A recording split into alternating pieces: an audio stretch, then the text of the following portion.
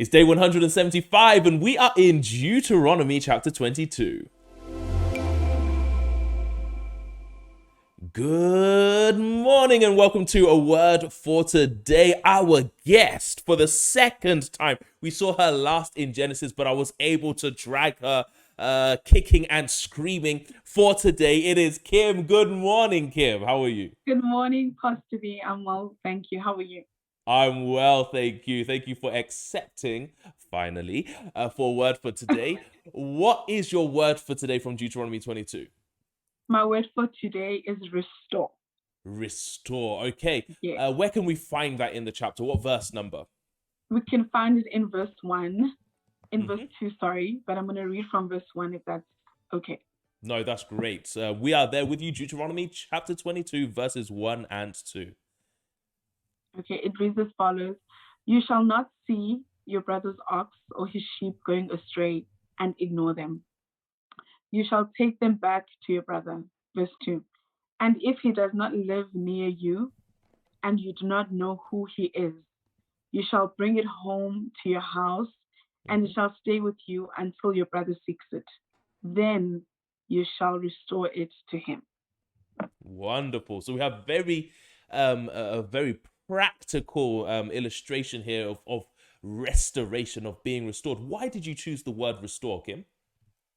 I chose this word because it highlights the need the chapter rather highlights the need to restore. I chose the word because um, we need to return what belongs to our brothers. We need to learn to restore the bad with good things or with good deeds.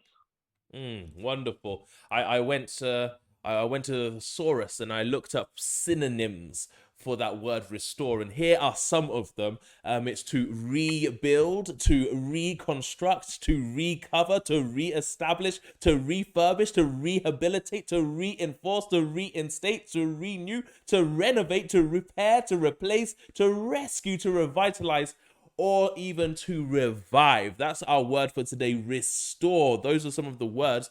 And it's interesting what you said just there, Kim, because we've had these principles seen before. We've seen it in our previous book, not Numbers, but Leviticus chapter 19, verse 18, where it tells us to love your neighbor as yourself. And we have this principle also expressed by Jesus in Matthew chapter 7, verse 12, where he says, do unto others as you would have them do unto you. And so this is one of the reasons that we need to restore, and we're understanding it in this context. What lesson do you have for us today based on our word for today, restore? So basically, I'm going to do like a little background check or whatever you can call it on this chapter.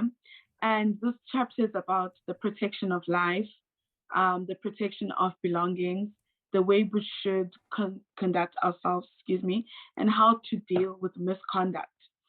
So in the beginning of the chapter, we see that it's a finders keepers, it's a find and return kind of scenario. And this basically highlights to me that we should be our brother's keepers more than anything. And we should learn to restore what is bad with good things. And it also talks about the animals. Um, it for me, the part about the animals I love the most because it just shows that if God loved the little birds, I know He loves me too, as the song goes. And the illustration is about birds on a nest, and it reminds us that we should more than anything be followers of the commandments and care for everything that is around us and learn not to demolish but to restore, as you were saying, as to rebuild, as to all those synonyms you were coming with. Yes. Wonderful, wonderful. That's interesting because yesterday we had Nyasha, and his word for today or for that day was obey, and you touched on that, following God's commands. But you said something, and I'm just going to talk a little bit. I'm going to ask you for your final thoughts, right? Something you just want to leave with everyone. But before we hear from you, then just to end this, you spoke about we are our brother's keeper, and that takes us back to the beginning. Cain, when he was talking, am I my brother's keeper? And he asked that as like a rhetorical question, meaning I'm not responsible for him.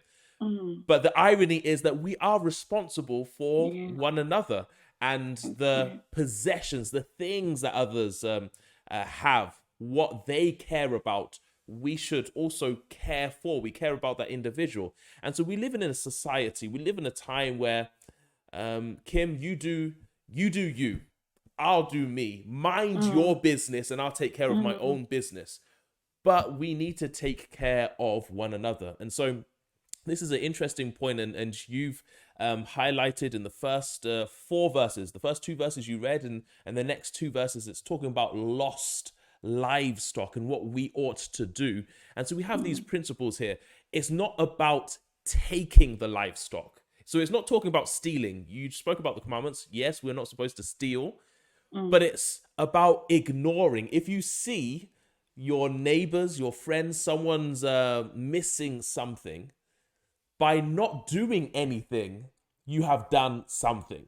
So mm, this is not the sin of commission, but this would be the sin of omission. So it's not about the things. Sometimes the things that we should do, we shouldn't do, but it's by being proactive and helping, assisting when we can, not ignoring. yeah. It brings also to mind the story of the Good Samaritan. But I'm not going to Mm, go there, where the priest and the Levite ignore, where they could have done something. So do something. We know the phrase, just do it. yes. Just do it. Just do it. If you're able to help, if you're able to assist, you're able to ease, to relieve some pain for somebody, to help somebody, then that is what we need to do. And by doing so, this is how we see that word restore being applied in this context. Kim, Mm. your last words. My last words can be or are that when given the opportunity, to do right and to do what is good, grab it with both hands. God is Mm, really concerned with how we show kindness, to how we restore our neighbors' belongings, our neighbors, the way we restore things to our neighbors. He is concerned with that. This law of restoration, um, the Jews really deemed it as one of the most useless things. But what we can take from it is that it's the promise, the blessings are a promise, and that by being blessed, it shows that you have been obedient. mm, So restoration, obedience, return, and do what is right. I Thank like you. that. And I'm picking up again on something you said. You said grab it with both hands, but don't just Mm, grab with both hands, give with both hands. And true. so we learn that this is not just law, it's not just legislation, it's not just rules, it's not regulation. Only, it's not only God's word, but it's God's way. This is how we should Mm, live our lives. And if we can apply this to the great story and plan of salvation, we were in need, but God didn't just fold his arms and mm, just keep watching, but he's the one who restored us. And in fact, I'm gonna I'm gonna say this in English. It's one of my favorite hymns. Oh, for that flame of living fire. I'm gonna read the last verse. There are 5 verses. I'm gonna read it in English, and then Kim, do you mind saying it, translating it in Xhosa? Is that fine? yes, definitely. Yes. Okay, so verse 5 of "Oh for that flame of living fire," and it's 264 in the SDA hymnal, says, "Remember, Lord, the ancient days, renew thy work, thy grace restore. And while Mm, to thee our hearts we raise, on us thy Holy Spirit pour." mm. Can we hear that in Xhosa, please? Definitely. Khumbula Nkosi kumandulo. Hlaziya, which is the Xhosa word for restore. Hlaziya Mm. umsebenzi wakho. Sikubonga ngenhliziyo. Siphe umoya oyingcwele. Beautiful, wonderful. Thank you so much for that, Kim. Well, There you have it. It's our word for today, restore. And we're going to go right now in prayer to the one who restores, the restorer.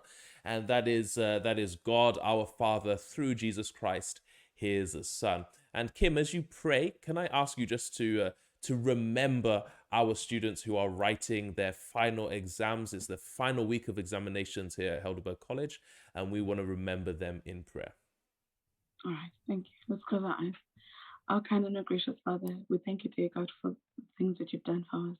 We thank you for the lesson that we've just read, dear God, that teaches us about restoration, teach us to be honest beings, teach us to love each other, teach us to learn to take care of each other.